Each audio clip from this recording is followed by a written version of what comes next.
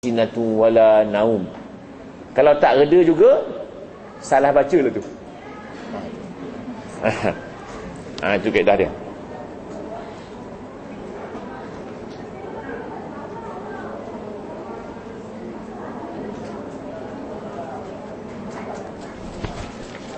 Kemudian kita baca 3 kul. Qul huwallahu ahad, qul a'udzu birabbil falaq, dan qul a'udzu birabbin nas. Kalau hafal, kita baca amanar rasul. Amanar rasul surah Al-Baqarah ayat penghujung sekali. Dan kemudian kita baca law anzalna. Law anzalna hadzal Quran sampai habis. Dan kalau kita hafal, ini saya bagi yang mudah-mudah, yang biasa kita baca. Kita baca amanar rasul. Kemudian kita baca, kalau boleh, kita baca surah-surah yang ada cerita hari kiamat. Umpamanya surah An-Nazi'at, Al-Waqi'ah, Al-Haqqah, Al-Qari'ah. Surah-surah yang ada bercerita mengenai hari kiamat. Jin rasa takut dan bimbang apabila kita menyebut atau membaca ayat Quran yang berkaitan dengan hari kiamat. Walau bagaimanapun, kita juga boleh membaca pangkal Al-Baqarah, Alif Lam Mim sampai Al-Muflihun, sampai Al-Muflihun.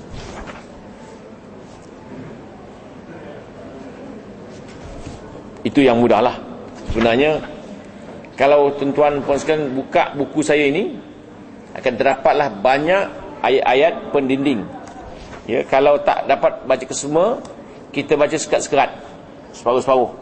Hari ini semoga, besok semoga ulang-ulang-ulang, insya-Allah akan dapat mengelak daripada gangguan syaitan itu. Kalau nak mengenal orang yang yang memang ada gangguan, nak kenal dia, biasanya bila baca Quran, dibacakan Quran padanya, menggeletar dia. Itu tandanya. Ataunya matanya memandang kepada kita, ataupun menjerit. Itu memang ada jin dalam badan. Ya. Ataupun dia minta kita berhenti baca. Jangan baca lagi, jangan baca lagi. Dia sudah rasa panas. Yang panas tu bukan orang yang sakit tu. Yang panas jin dalam badan itu. Itu dia. Ataupun tekan darah terlalu laju darah dia. Itu pun tanda dia. Dan waktu kita baca, dia rasa sakit, menunjukkan dalam badan dia ada jin. Itu yang payah tu. Lagi satu nak pesankan. Saya nak pesankan kepada orang muda ni, kalau ada orang nak beri ilmu, jangan ambil. Ya? Kalau ilmu yang pelik-pelik, bahasa Melayu, atau bacaan-bacaan yang menyongsang, katanya ayat ini bagus supaya suami sayangkan kita, ayat ini bagus supaya orang kasihkan kepada kita, atau ayat ini boleh melariskan jualan, atau sebagainya, tetapi bukan ayat Quran. Kita bimbang ayat-ayat yang tidak dipahami maknanya, kita menyeru syaitan, menyeru iblis, akidah pun rosak, nanti mati pun payah. Mati pun payah. Satu orang perempuan datang jumpa saya di Mekah. Dia kata dia nampak Kaabah terbalik. Kaabah nampak terbalik. Saya pun tanya dia, awak ni ada ilmu tak? Tak ada, ustaz, dia kata. Saya kata mesti ada. Tak ada. Ada, saya kata. Tak ada. Ada, ustaz kata.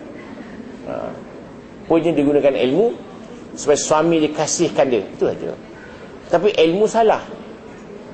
Yang lagi satu, dia juga tiap-tiap malam dia tidur, jin tidur sebelah dia. Lagi canggih. Dan menjadi suami dia. Dia sudah takut. Apa ilmu yang awak pakai? Sama juga ilmu. Tapi setelah dia dewasa, dah tua dah, ilmu dia tak pakai lagi. Ilmu tak pakai, jin sudah marah. Akhirnya dia sudah menjadi suami kepada dia. Wallahualam apa khabar dia, tak dah. Begitu. Yang lagi satu, dia sudah tak mati selama 30 tahun. Tak mati jangka dah mati. Sakit 30 tahun. Terlentang, tak bangun. Tetapi makan nasi berperiuk-periuk. Pantang suap, masuk je. 30 tahun tak mati. Yang lain satu 25 tahun baru mati. Maknanya dia sudah menuntut ilmu yang bukan-bukan. Ilmu kalau perempuan, ilmu susuk kan? Untuk cantik muka. Tu. Yang seorang lagi tu dia tuntut ilmu susuk supaya suami tak kahwin lain. Kahwin juga suami dia tu. Penat untuk ilmu tu. Jadi besok susah. Satu orang India, betul juga, India. Dia sudah masuk susuk. Sekarang ni kelang kabut dia. Nak buang susuk, tak boleh. Dalam badan nampak, X-ray nampak, nak buang tak boleh. Jangan sekali-kali kita mengambil ilmu yang pelik-pelik. Memanglah sekarang suka dapat ilmu tu. Nanti apabila sudah tua, baru perasan. Banyak orang sudah berbau badan, sudah mati dah. Tetapi macam belum mati. Hukum fiqahnya tak boleh buat apa. Hukum doktornya sudah mati. Yang sudah mati boleh tanam lah. Tapi mata terkelip-kelip, siapa nak mandi ke dia? Boleh jurut, terkelip, mata gitu. Hukum fiqah pun tak boleh. Pasal zahirnya dia hidup, sebenarnya sudah mati. Begitulah tuan-tuan sekalian, ringkas cerita mengenai rasukan ini ataupun histeria ni. Mudah-mudahan kita dapat memahaminya. InsyaAllah kalau dapat elak, kita cuba mengelak, minta lindung kepada Allah Subhanahu wa taala. Sekian dulu. Aqul qali hadza, wassalamualaikum warahmatullahi